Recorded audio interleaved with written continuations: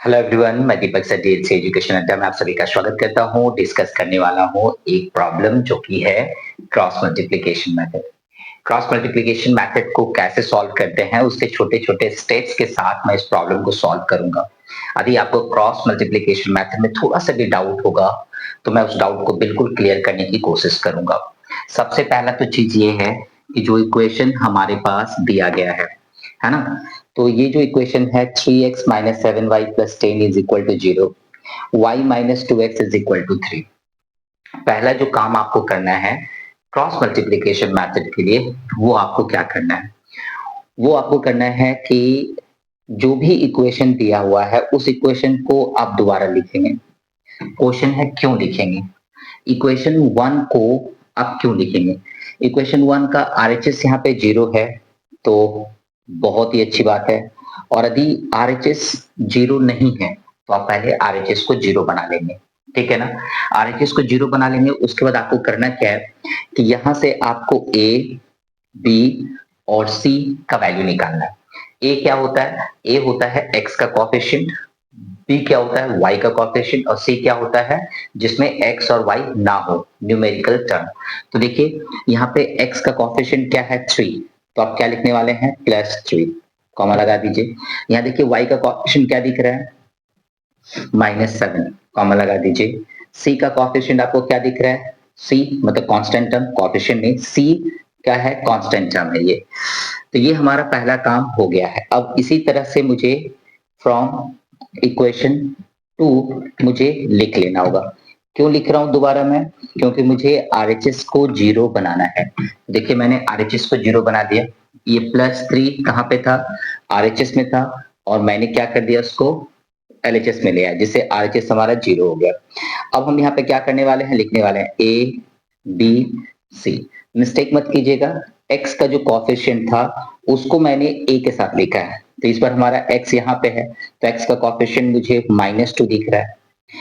और ये जो y है, y का कोएफिशिएंट -7, यहाँ पे y का कोएफिशिएंट कुछ नहीं है तो 1 दिख रहा है, तो हम यहाँ पे लिखने वाले हैं +1, ठीक है। और जो कांस्टेंट टर्म है, जैसे यहाँ पे कांस्टेंट टर्म +10 था तो मैंने +10 लिखा, यहाँ पे कांस्टेंट टर्म हमारा क्या है? -3 है। तो इस तरह से हम लोग क्या करते हैं, सबसे पहले हम लोग इक्वेशन 1 और इक्वेशन 2 से हम लोग ए, बी, सी का वैल्यू निकाल लेते हैं। बस ठहरिए, इक्वेशन 1 से जो आया है उसके लिए आप डाल दीजिए 1, ठीक है। और जो इक्वेशन 2 से आया है उसके लिए आप डाल दीजिए 2, ठीक है। तो ये तो आप समझ गए होंगे कि A1 क्या होता है? A1 होता है इक्वेशन 1 से आया हुआ x का कोएफिशिएंट, B1 क्या होता है? इक्वेशन 1 से y का कोएफिशिएंट, C1 क्या होता है? न्यूमेरिकल टर्म, जो कांस्टेंट टर्म है वो लिख लिए। सिमिलरली इक्वेशन 2 से भी आप वही काम कर लेते हैं। अब आपको करना क्या है? अब आपको सॉल्व करने के लिए यहाँ पे लिखना होगा 1 सपोज 1 से भी स्टार्ट कर सकते हैं, आप चाहे तो x से भी स्टार्ट कर सकते हैं, कोई फर्क नहीं पड़ता है आपको। देखिए यहाँ पे एक टर्म समझा रहा हूँ, x का वैल्यू जो है ना वो इक्वल होगा इसका और y का वैल्यू इक्वल होगा इसका। तो बस आपको नीचे क्या लिखना है वो मैं समझा रहा हूँ। नीचे के लिए मैंने शायद ट्रिक आप लोगों को बताया है कि आप लोगों को लिखना क्या है। आपको लिखना BC minus BC, CA minus CA और AB माइनस AB। तो क्या हो गया सर? BC CA AB, बस इतना ही रटना है क्रॉस मल्टीप्लिकेशन में, BC CA AB रट्टा हो गया। अब आपको क्या बोलना है सर? बोलना 1 2 2 1 1 2 2 1 1 2 2 1। यदि आपके बुक में क्रॉस मल्टीप्लिकेशन मेथड में यदि मल्टीप्लिकेशन दिखाया गया कहीं पे साइन से, तो आप चेक करके देखेंगे कि B1 का जो मल्टीप्लिकेशन है वो C2 के साथ में है, अब B2 का जो मल्टीप्लिकेशन है C1 के साथ में है।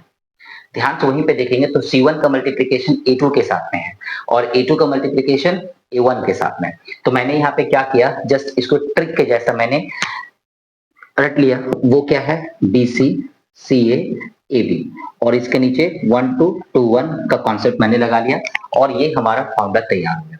अब यहाँ पे क्या करना है आपको? अब छोटा सा क्या है कि आपको वैल्यू पुट करके सॉल्व कर लेना होगा, ठीक है। तो चलिए यहाँ से हम लोग फटाफट जो है ना 3 टर्म का वैल्यू हमको सॉल्व करना है। पहला क्या है? BC माइनस BC, हम निकाल के लिख लेंगे यहाँ पे। तो क्या लिखने वाला हूँ 1 2 2 1। अब मुझे वहां से फटाफट कॉपी करना है। B1 हमारा कितना है तो -7 है। C2 कितना है तो -3 है। माइनस में B2 हमारा कितना है +1 है। C1 हमारा कितना है 10 है। अब इसको सॉल्व करना है तो प्लस में 7 3 से 21 माइनस में 10। सो आपके पास आ गया 11 प्लस में। तो क्या मैं यहाँ पे लिख सकता हूँ इस तरह से x/11? डेफिनेटली लिख सकता हूँ क्योंकि मैंने अभी इसको सॉल्व कर लिया है। इसी तरीके से अब हम लोग क्या करने वाले हैं, सॉल्व करने वाले हैं। जैसे यहाँ पे मैंने सॉल्व किया वैसे ही आप सॉल्व कर लेंगे और वैल्यू निकाल लेंगे। क्या है CA माइनस CA 1 2 2 1। अब देखिए C1 का वैल्यू आपके पास 10 है, A2 का वैल्यू -2 है, C2 का वैल्यू C2 तो C2 का वैल्यू -3 है, A1 का वैल्यू 3 है। चलिए इसको भी सॉल्व कर लेते हैं। -20 प्लस में 9 सो अगेन हमारे पास -11 आ गया। यानी इक्वल टू देके y/-11 लिख लेंगे इज इक्वल टू। अब क्या करना है, जैसे मैंने BC CA AB निकाला बस वैसे ही आपको क्या करना है, आपको लिखना है AB माइनस AB। यहाँ लगाना है 1 2 2 1। अब वहां से चेक कीजिए वैल्यू।